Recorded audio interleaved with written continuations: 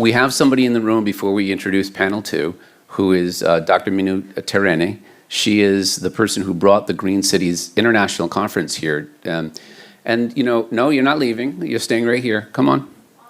No. We have something we're giving to you right now, and you're going to goof the whole thing up, Minu. You're going to goof the whole thing up.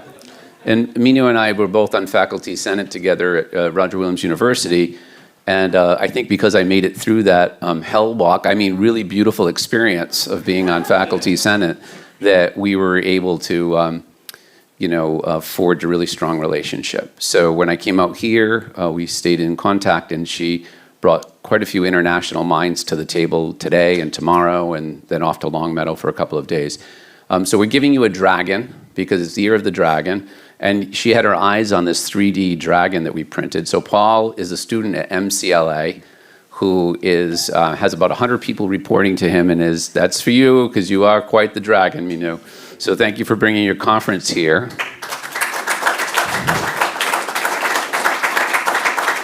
And interestingly, Paul, you have the president of MCLA in the crowd here, and Paul comes up from outside of New York to be part of the MBA program, which we house here at the Berkshire Innovation Center, which is, and I met Paul by teaching the class as a visiting professor at MCLA, and the class is Creativity, Innovation, and Managing Change, which is all what this day and these 3 sessions are about.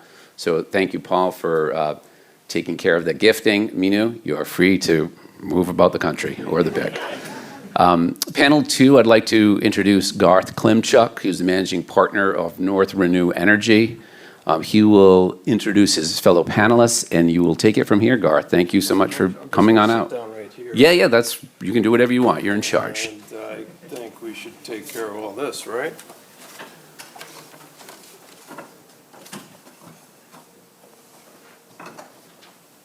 Sorry, Senator, didn't mean to take your name tag. Gary.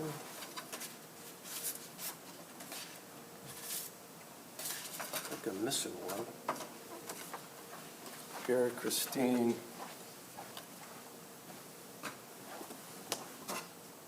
Yep. Oh, there we go. Thank you. Come on up, guys, if you want to join me.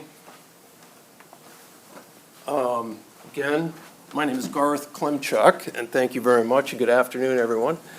I think this is going to be a great transition, because what we're going to do here is talk a lot about the installation of the solar array on the roof.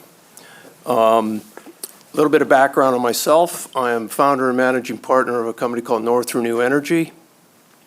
We are a large-scale project developer, wind, solar, and battery storage throughout the United States.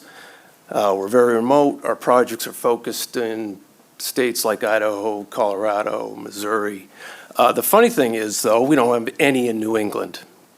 And part of that is primarily because it's very difficult to do project work, permitting, and environmental work here in Massachusetts and New England. I think we all know that. But I think what we're going to do on this panel is stay very focused on, as I said before, what happened on this roof. Because DG is actually going to be, we think, the way to make things happen in terms of transition in the New England area. So what I'd like to do is ask each of the panelists to introduce themselves, their company, and the role that they took on in getting that solar array installed on the roof, and from there talk about the challenges of getting it done. So Christine, if I could hand it off to you. Yeah, absolutely. Hi.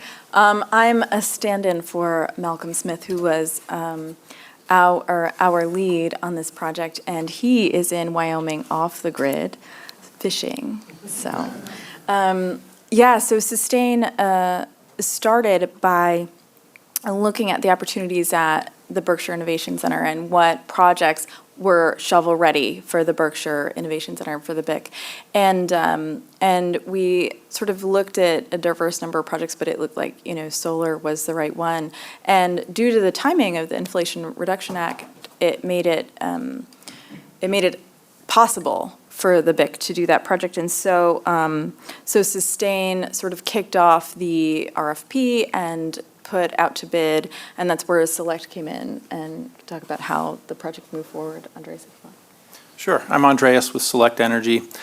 Select is based in Hopkinton, Massachusetts. We're a DG, or distributed generation installer of primarily solar energy projects, primarily on rooftops, but also an increasing amount of projects on parking lots.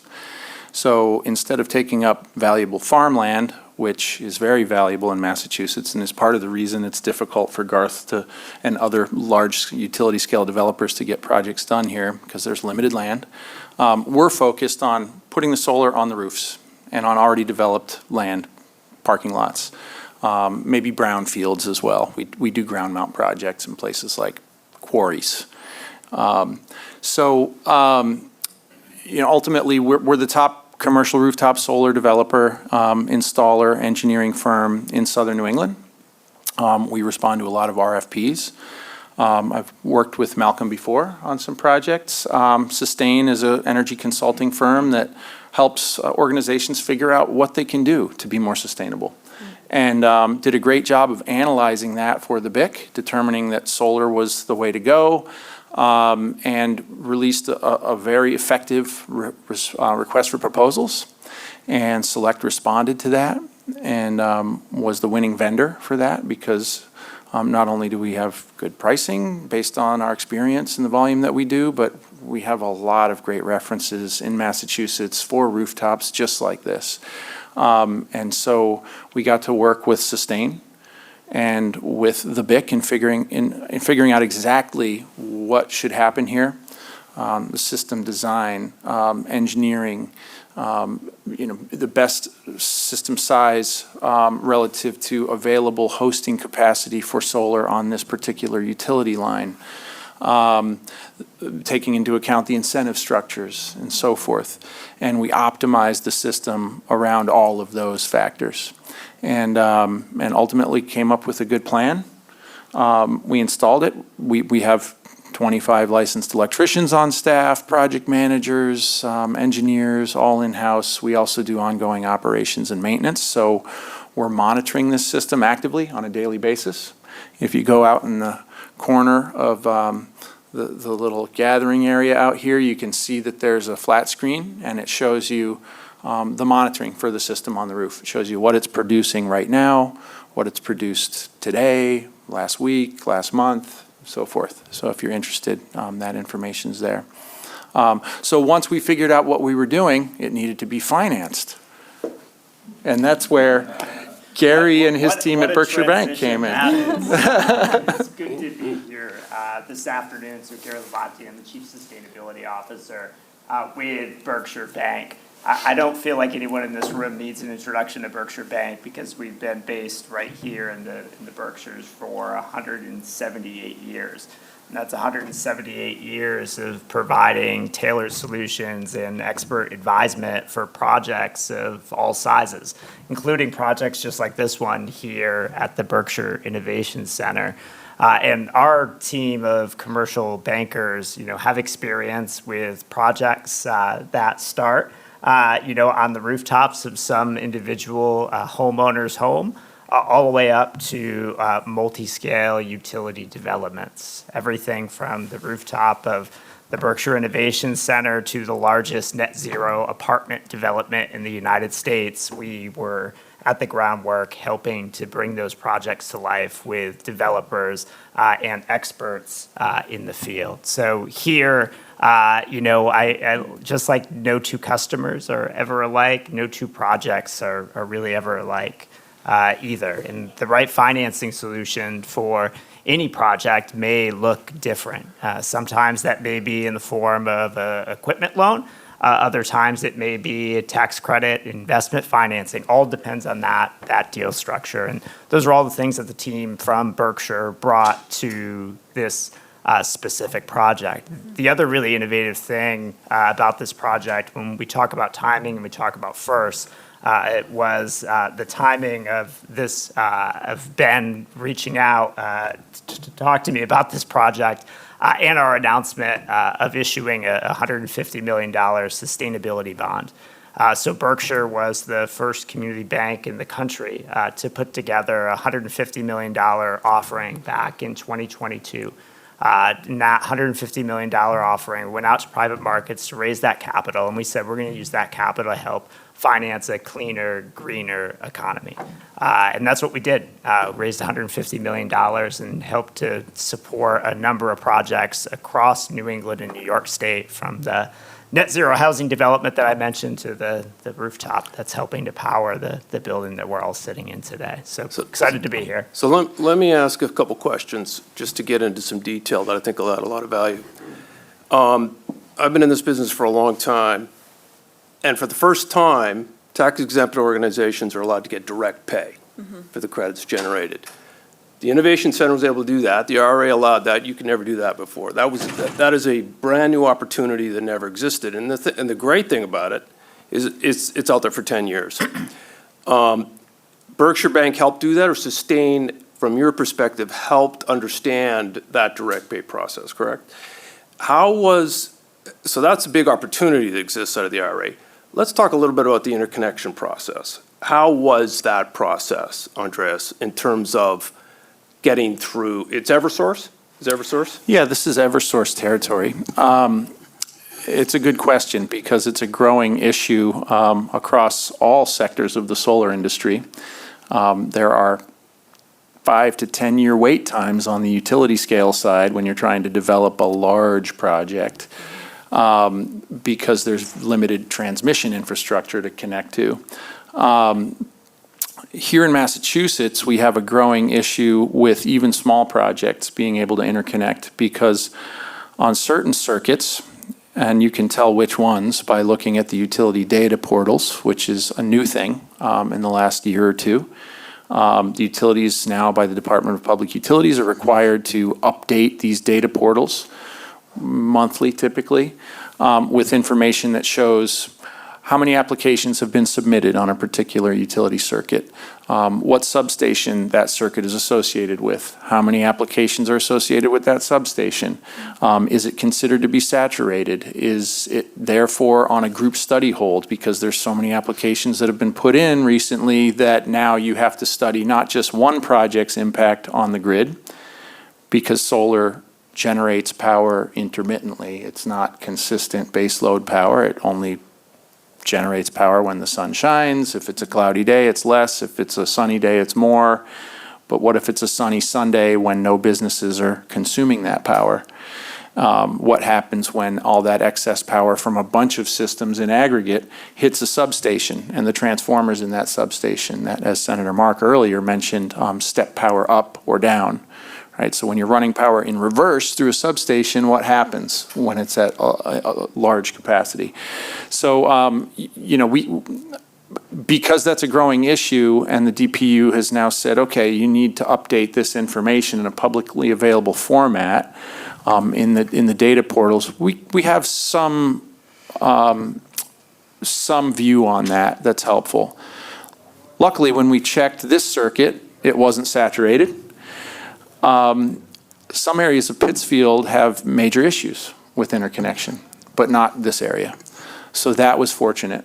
Plus, this is a relatively small project. It's 74 kilowatts. It's not 700 or 7 megawatts even. Were you able to take advantage of the GE infrastructure at all? No, that I don't think that had an effect. This particular line that is feeding this building, I think is a 26 kV line, which is definitely an industrial line. Right. Which is helpful to some degree. But the fact that there's very little solar in downtown Pittsfield in this particular area was the major driver, I think. So if you were to predict how things may go as we transition over the next 15, 20 years, hopefully we do it sooner than that, do you think this interconnection situation is going to get better with the state making the investments and Eversource making the investments that they say they're going to do, and we see things happening? Do you think that, and we see data center load going through the roof, do you think that we can use DG to continue to make the transition? Because it's going to be primarily a DG effort, right? Yeah, I think especially in places like Massachusetts, we're not going to be able to put up massive solar farms all over the place. There's a plan that the state invested in with a big study that was done to figure out siting. Siting was talked about in the last panel quite a bit, and for good reason. We want to put up 27 to 32 gigawatts of solar. Keep in mind, 1 megawatt is 4 acres on the ground, or 100,000 square feet on a roof. 27 gigawatts is 27,000 megawatts. So you're talking about hundreds and hundreds of thousands of acres that would need to be covered with solar panels, or rooftops or parking lots. Where do you put that without disturbing the ecosystems, without taking up valuable farmland? Where do you have new enough roofs and big enough roofs to put solar so you're not taking up all that farmland? That's an issue, but the study also took into account where there's interconnection capacity available, and it's becoming more and more limited. For things like both EV charging, where you need a lot of generation and throughput, you need to be able to send a lot of power through substations and down lines to get to these new massive charging stations.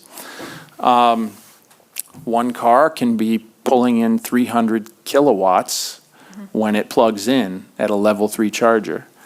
So 3 cars is 1 megawatt worth of output. That's 4 acres worth of solar panels for 3 cars charging for an hour. So that puts it in perspective. Ultimately, I think Senator Mark made a good point. You have to figure out who's going to pay for that infrastructure upgrade. Or we have to do non-wire solutions where we're doing non-export projects. So in the case of big manufacturing facilities, we could put solar on the roof, and that solar can operate just when the power is being consumed by the facility. So it never goes out through the building onto the grid and never travels to a substation, ever. But that kind of interconnection application, which is called non-export application, is not allowed right now. It's being done regularly in Hawaii because they're on an island and they have those issues for years, and they figured it out. Select is participating with National Grid now in the first non-export project study for the new elementary school in Orange, Massachusetts. And they're helping pay for a battery. This is ordered by the DPU. It's called the Grid Modernization Demonstration Project. And National Grid is going to help pay for the battery. We're going to put in a battery with a controller that disallows export. The battery becomes the buffer.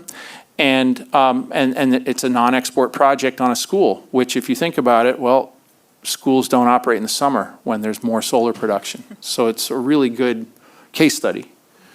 And so, ultimately, if that passes muster with a 2-year study, then they'll roll it out across the board and we'll be able to do more non-export projects. Gotcha. Gary and Christine, has the IRA, this may be a really dumb question, but I'm going to ask it anyway. Have you seen a lot of C&I customers come to you to undertake sustain analysis and/or, Gary, get your money? Are you seeing a lot of movement towards more DG projects as a result of the IRA? And what do you think you can do to up that ante, to get more folks moving towards even ground-mounted 10 panels or rooftop? How are things going in terms of moving towards that? Yeah, that's a good question.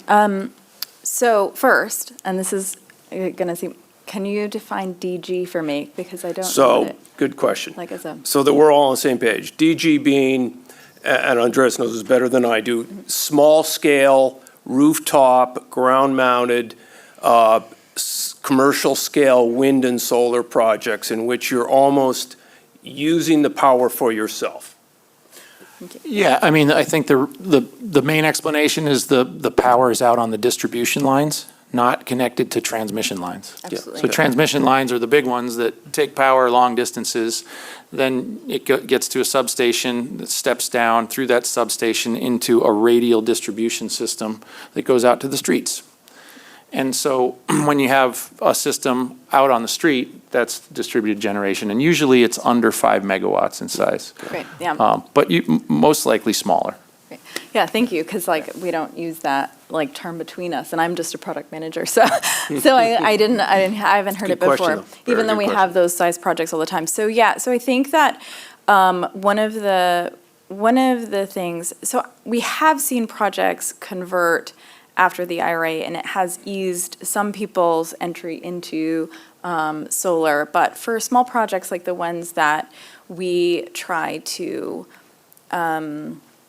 bring into, we try to look for shovel-ready small projects for businesses to save money. And I just don't think there's enough awareness about what it can really do. And when there is awareness, there can often be skepticism about solar in New England in general. And so I think what we're trying to do is to put that education at the forefront. Like, as soon as we reach someone, we're like, hey, did you know that even though we're in New England, this is the difference between a solar panel in New England versus one in Arizona or, a high sun location. So it's really we're seeing that it's about awareness, that awareness is stopping that big leap from.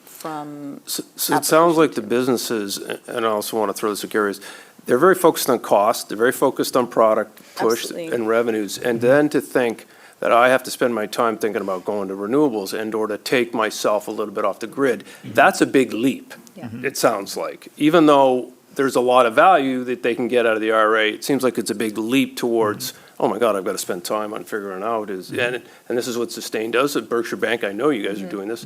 Are you seeing the same thing? Yeah, I mean, there's certainly an educational and awareness gap, particularly amongst small to medium-sized businesses, which, in reality are, 99% of all the businesses operating in the U.S. and just about 100% of all the businesses operating in a place like here in the Berkshires.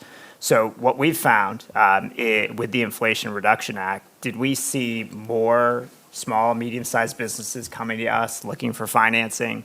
Marginally. But what we saw was an opportunity, again, to be some of that value-added guidance, guide and expert to clients. So when we had developers coming to us with certain types of projects and certain subsectors, particularly looking at manufacturing, where you may have a very large building you're constructing with a lot of rooftop space, and saying, hey, did you look at potentially solar?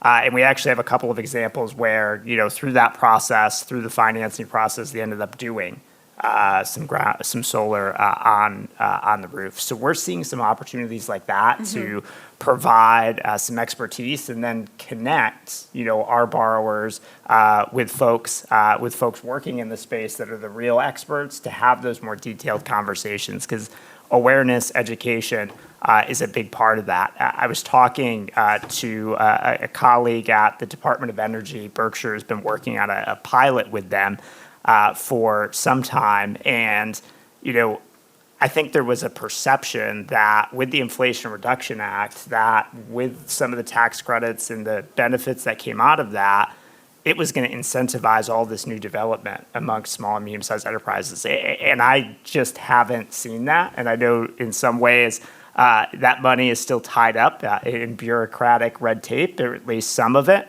But at the end of the day, unless we can solve for that education, awareness, develop that understanding, 10 years ago, I would have said access to capital was one of the major barriers facing the industry. Now, I just don't see that that's true. It's the cost of that capital, and then it's lack of awareness in education. Have you been able to deploy that $150 million of sustainability bonds? Yes, so we actually were able to deploy that $150 million in the first year. Oh, wow. I actually could have deployed it in probably 3 weeks. That was the level of demand for that type of instrument. All into C&I? No, some commercial real estate projects as well. I see, okay, very good. I have one more question, then we'll hand it off to you folks for a Q&A session. On my side, one of the other big challenges has been long lead time items, transformers, breakers. 5 years ago, you could get it in 18 months. It's now 4 years to get some of this equipment, major equipment, or even minor equipment. Are you seeing the same issue from a long lead time item perspective? Yeah, definitely. Certain size battery systems and large transformers, megawatt and above, have been taking a year and more to get. In some cases, that aligns with our development time cycles, so Right. we just have to get out in front of that. Right. Right now, that's calmed down quite a bit, but it's still hard to get some things that are funny, like because of the plastic that's in a panel board, for instance. We can't get the guts of a panel board, electrical panel, for 3 months, 4 months, when typically it would be an off-the-shelf item. Right, Yeah. right. So that we have to get out in front of and really anticipate, what do we need for this project? Even if the contracts aren't signed, we think that they might be, so let's just order it. Yeah. And so that's something we've been doing. I did want to respond to something that you both said, and that was that Sustain has identified a really great opportunity to leverage USDA Rural Energy for America program grant funding, which it's called the REAP grant for short. It'll fund 50% of your project if you're a small business in a rural area. Small business, I think, is defined as under 20 million or 200 employees, and you have to be for-profit entity. So unfortunately, the BIC didn't qualify, but 50% of the project covered. And then even if you have to pay a little bit higher interest rate currently, cost of capital is a little higher right now, it still becomes worth it at that point. And then you can refinance down the road. So we're seeing small businesses start to leverage this with Sustain's foresight on this. And, we've partnered up on a number of projects now. David Crane, Excelsior Integrated, right down in Lee. Great project, covered by, half the project covered. Is So- Pittsfield considered rural under the definition? Pittsfield is the only area in Berkshire County that's not, I think, and maybe downtown North Adams. But all of Berkshire County is pretty much USDA REAP grant eligible. Yeah. That's So, in terms of getting the word out there, Sustain's doing everything it can, and Select as Fantastic. well, because the money's available. The Inflation Reduction Act did pretty much heavily fund the REAP grant program. There's quite a bit of money available. Yep. Yeah. Awesome. Any questions? I have a question. Okay, thank you. I have a question. I understand COVID had disrupted the supply chain. So when you have to wait for several months or several years for the parts that you need, is it still caused by COVID or other factors?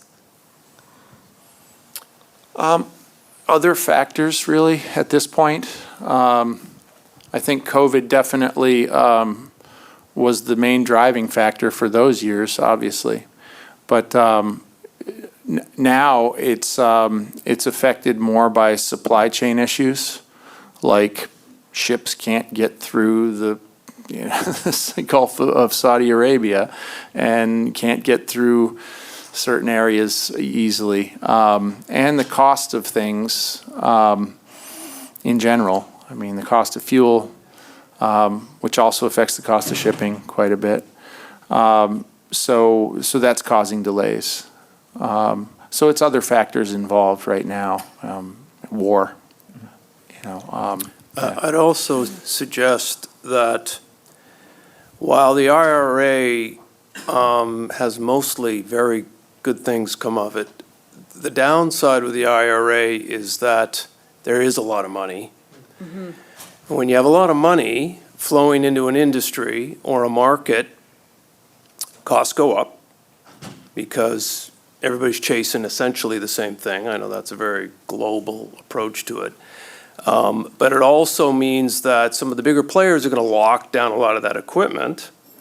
And we have components from countries that don't necessarily like us And you add all that up, you're going to immediately see things get harder to get done and/or buy. And so, and I've said this to a lot of my colleagues, that I'll give you an example of what's happened in the IRA. From our perspective, all the land costs have gone through the roof. So you go, even here in the Berkshire County, when you go to a landowner or a farmer, what used to be $500 to lock down a lease is now $10,000, because there's a lot of people chasing that. Because everybody, because of the technology that exists out there, we all know where the good locations are. And so everybody, when you get this kind of money and you get this kind of legislation in place, money chases these projects and immediately becomes more expensive, or you just can't find them. Yeah. And that just flows right through the supply chain of everything.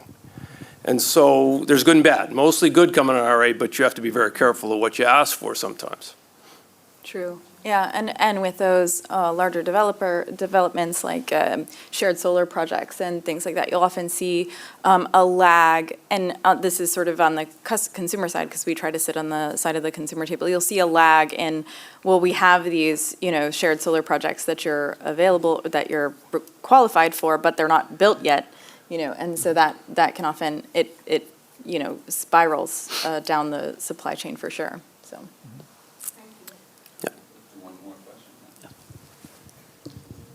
Great panel, thank you. Bob Braddock, Berkshire County resident. So this is very much layman stuff, okay? But how cooperative is Eversource and National Grid in this effort? And I have a second question, which is kind of related. My impression is that the cost of electric in this particular region is really high, comparatively to else. If I'm correct about that, how does that factor into this whole equation? I would think the business case for solar could be benefit from that fact. So how does that all fit together? Thank you. I'm going to take it real fast, and I'm going to hand it off. Number one, the first question was Eversource. Little sidebar. I'm also on the Beckett Energy Committee, small town. I don't know if anybody knows Beckett, small town. I'm on the Energy Committee. Our task is to go get renewable energy and make sure all the residents of Beckett have access to renewable energy and/or have access to energy efficient, everything like that. We've been trying to put renewable energy in Beckett, and I've been on the committee for 10 years. It's very, very difficult because we're out in the boonies, the circuits. They're now finally trying to upgrade. But we did decide to put in, or try and put in, a commercial wind turbine. I have been working for Eversource for 18 months. It's a 15 kilowatt wind turbine. I've been trying to get it approved for 18 months. I have to go, and I have to do it online in a portal that could not handle wind. I had to get them to customize it for a small wind turbine. I'm sorry, but I am frustrated by it. I'm giving you an example of what other CNI customers may very well have to deal with in the rural areas of Berkshire County. I don't, now, and by the way, National Grid is in northern Berkshire County. So you have Eversource in one part, and you have National Grid, which I know working with National Grid was not much better. Anyway, and the other question was, yeah, exactly. So this is the issue. And we have a serious I'm going to get really crazy, but we have a serious problem in this country because we have a patchwork of utilities. Makes it very difficult. What was your second question? About the fact that... costs. We have some of the highest power costs in the country. Yes. Several reasons. We don't like natural gas, and natural gas is the cheapest fuel in the world right now in the United States. Why? We have 300 years of supply, but New England does not like pipelines, so we can't get gas into this market. That is one reason. There's probably a lot of other reasons. We continue to try and upgrade a decrepit transmission and distribution system.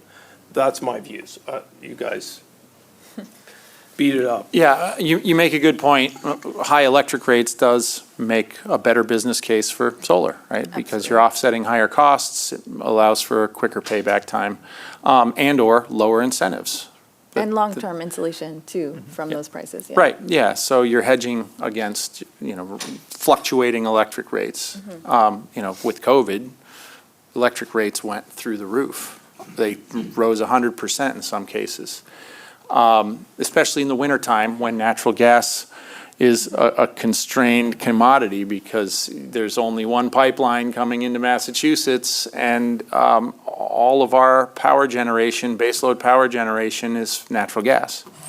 So because there's competition for natural gas heat and natural gas electricity generation in the winter, electric rates go up really high for the winter.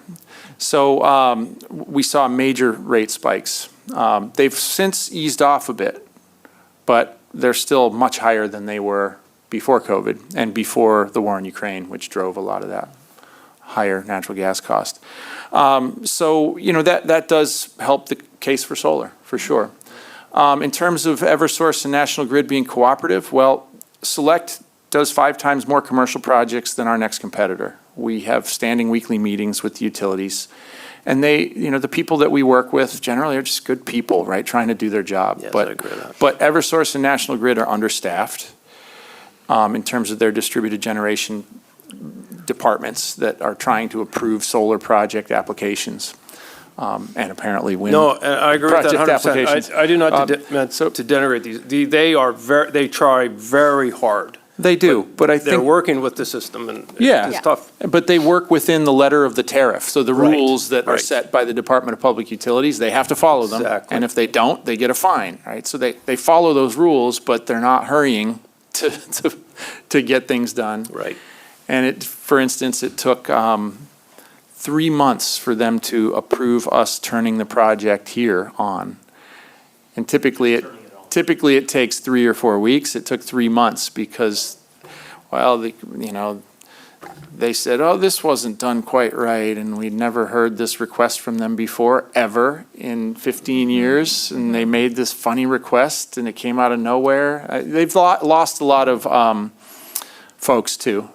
They've had turnover, and so they've lost a lot of experienced people that really knew what they were doing. So that's had an effect, too. So.